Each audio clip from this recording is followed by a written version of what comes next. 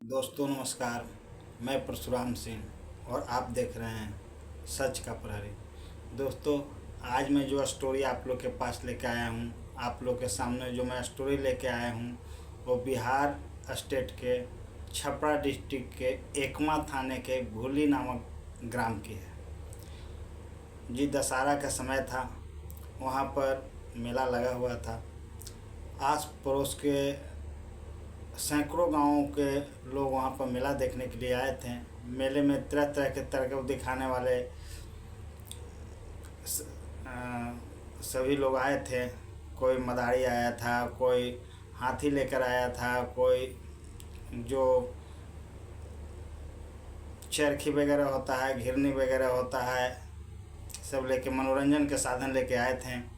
चारों तरफ चहल पहल था। आसपास के गांवों में, घरों में दशहरा का त्यौहार मनाया जा रहा था और बच्चे मेला देखने के लिए उत्सुक थे। उन्हीं में से एक घर था जिनके दो बच्चियां थी और वो छत्तीसगढ़ से अपने गांव आए हुए थे। बच्चियों ने जिद कर रही थी कि आज हम लोग को मेला देखने के लिए लेके जाइए पापा, मैं आप लोग के साथ, आपके साथ मेला देखने जाऊंगी और वहाँ पर मुझे हाथी पर चढ़ाइएगा। चूँकि पास का मेला था और आप जानते हैं कि बच्चे लोग को पहले से ही मालूम हो जाता है मेला में क्या क्या मनोरंजन के साधन हैं, किधर हाथी है, किधर घोड़े हैं, किधर चरखी का मेला है, कहाँ पर और कुछ मनोरंजन के साधन हैं।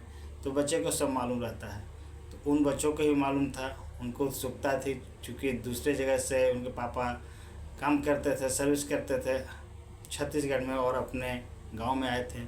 तो बच्चे को जानते हैं, जब कहीं नौकरी पेशा आदमी जब अपने गांव में पर्व त्यौहार में आता है तो उनसे ज़्यादा, उनके फैमिली से ज़्यादा बच्चे उत्सुक रहते हैं आसपास घूमने के लिए, मेला देखने के लिए। और बहुत सारे प्लान बनाकर, बहुत सारे ऐसा मन में लालसा और उल्लास लेकर आते हैं कि मैं जा रहा हूँ गांव, वहाँ पर मेला देखने जाऊँगा। तो उन्हीं में से दो बच्चियाँ थी, उनकी दो बच्चियाँ ही हैं, तो वो भी मेला देखने के लिए बहुत दूर से सपना संजो कर आई थी।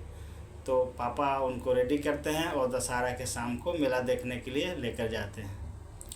वहाँ पर बच्चे लोग जब हाथी को देखते हैं, उस पर लोगों को चढ़ते उतरते देखते हैं, तो उन लोग भी उत्सुक हो जाते हैं, पापा मैं भी हाथी पर चढ़ूँगी। उसमें से एक बच्ची, छोटी वाली बच्ची जो है उनकी, तो उन्होंने पापा ने उसे प्रॉमिस किया था कि इस बार जब मैं आपको गाँव लेकर जाऊँगी तो मेला दिखाने ज़रूर ले जाऊँगी और वहाँ पर हाथी पर चढ़ाऊँगी। तो जैसे ही दोनों बच्चियों को हाथी पर चढ़ाया जाता है, हाथी विकराल रूप ले लेता है, हाथी पागल हो जाता है।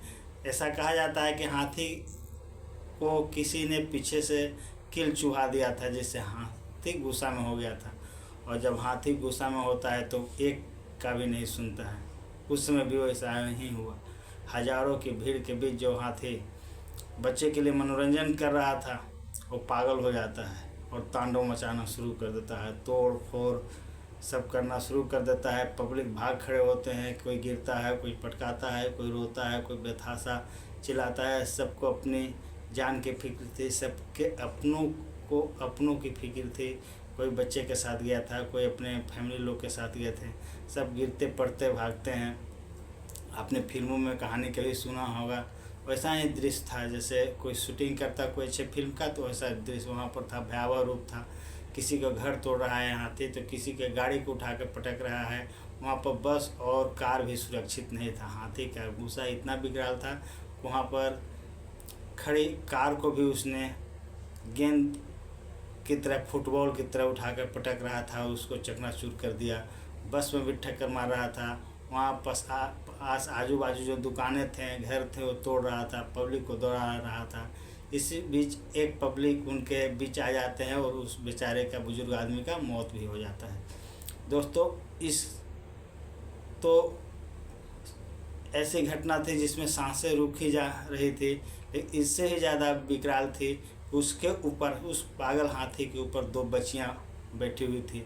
एक 6 साल का, एक वही 8-9-10 साल का, 8-9 साल का, दो बच्चियां बैठी हुई थी। अब सोच सकते हैं, हाथी जब पागल हो जाए, अब गाड़ी को तोड़ रहा है, बस में धक्का मार रहा है, पब्लिक को दौड़ा रहा है, उस पर दो अबोध बच्चियां जो कुछ भी नहीं जानती होगी, कुछ नहीं समझती होगी, उनको देखकर ऐसा ही लिया जा सकता है, समझा जा सकता है।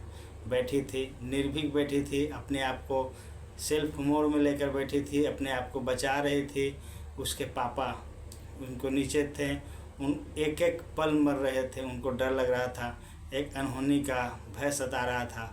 वो भगवान को प्रार्थना कर रहे थे। इस बीच में जितना देर बच्चियाँ हाथी के ऊपर रही, वो हर पल अपने आप को मार रहे थे, वो मर रहे थे, वो अपने आप को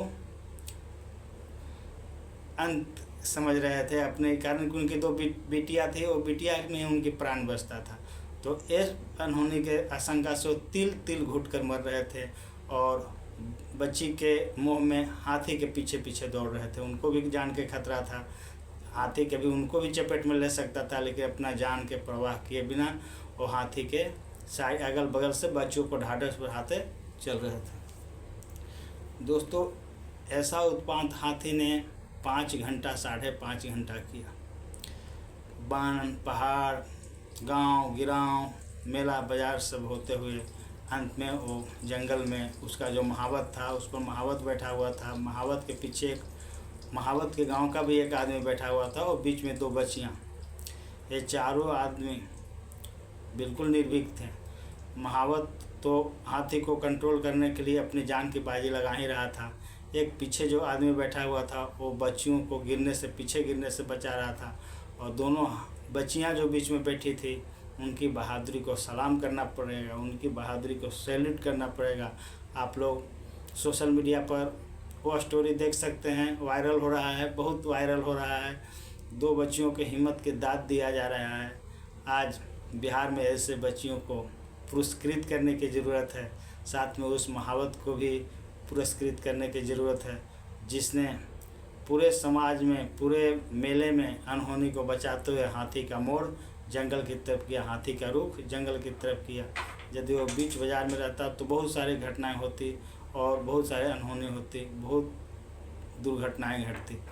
वो बच्चियां हाथी में चिपकी रही, अपने संतुलन को बनाए रखी। कभी भी वो गिर सकती थी और हाथी उसका जान उन बच्चियों को ले सकता था, लेकिन बच्चियों ने अपना हिम्मत और जज्बा और जोश और जुनून का परिचय दिया और उस हाथी के जैसा वो धक्का मार रहा था, जैसे बच्चियों को झटका लग रहा था, उसके अनुसार अपने शरीर को संतुलित करके अडिग और निर्भय होकर बैठी रही। और उससे भी उनको तारीफ करने की बात यह है कि उन्होंने कभी रोए नहीं। दूसरे बच्चे रहते हैं तो ऊपर से ही गिर जाते हैं, वो उनकी ज़िंदगी समाप्त हो जाती है, लेकिन वो बच्चियां बिल्कुल अपने आप को संतुलित मोड़ में लेकर 5-5.5 घंटा हाथी के ऊपर बैठे रहे। और हाथी उत्पात मचाता रहा, कभी वहाँ पर खड़े कारों को तोड़ता था, कभी बस को तोड़ता था, कभी झाड़ पेड़ घर मकान को तोड़ता था, कभी बिजली के खंभे को एक ही झटके में गिरा देता था, कभी पब्लिक पर ऐसे दौड़ पड़ता था जैसे पब्लिक की जान ही ले लेगी। और उन सब के बीच उनके ऊपर 2 अबोध बच्चियाँ बैठी थी। वो भी डर रही थी, लेकिन उनके अंदर वह जोश और जुनून जो उनके माँ बाप ने सिखाया था, वो जज्बा, वो सकारात्मक विचार, वो अपने आप को सेफ रखने की जो कला होता है, उनको विकसित की थी उनके माँ बाप ने कथा कहानियों के माध्यम से, स्टोरी के माध्यम से और प्रैक्टिकल उनके सामने सारे कुछ बताकर वो उन्हें आज मिला था। बच्चियाँ निर्भीक रही और इस 5-5.5 घंटा में कभी रोई नहीं, अपने आप को बचाने की कोशिश करते रहे और भगवान से प्रार्थना भी उनके मम्मी पापा करते रहे हमारे बच्चियों को कुछ हो न जाए। अंततः बच्ची सकुशल बच गए और धीरे धीरे फिर हाथी को भी काबू किया गया। ऐसा कहा जाता है कि हाथी के काबू करने के लिए 5-6 महावत और अलग से मंगाए गए, जो दक्ष थे हाथी को कैप्चर करने में, उनको अपने आप को पकड़ने में। तब जाकर हाथी कैद हुआ और उसको फिर जंगल के मजबूत वृक्ष में बांध दिया गया। दोस्तों, इस कहानी से हमें एक शिक्षा मिलती है, कभी भी मेला बाज़ार में प्रशासन को चाहिए कि ऐसे जंगली जानवरों को आने की अनुमति नहीं दें। कभी ये जानवर ही हैं, कितना भी हम इनको पालतू बनाएंगे तो मनुष्य नहीं हो सकते। कभी भी ये पागल हो सकते हैं, कभी भी ये भीड़ को देखकर अपने आप का संतुलन खो सकते हैं और समाज के लिए, हम सब के लिए एक नुकसानदायक साबित हो सकते हैं। इसके लिए प्रशासन को चाहिए कि जहाँ ऐसा भीड़ भाड़ वाली जगह रहे, लोग जंगली जानवरों को लेकर कला दिखाने के लिए नहीं आए। यह मनोरंजन का साधन हो सकता है, लेकिन जब बात जान पर आती है तो आफत बन जाती है। इसलिए दोस्तों, हमेशा सावधान रहें, सचेत रहें, अपने आप को सुरक्षित रखें। इसी आशा और विश्वास के साथ मैं अपना यह स्टोरी समाप्त करता हूँ। जय हिंद, जय भारत दोस्तों।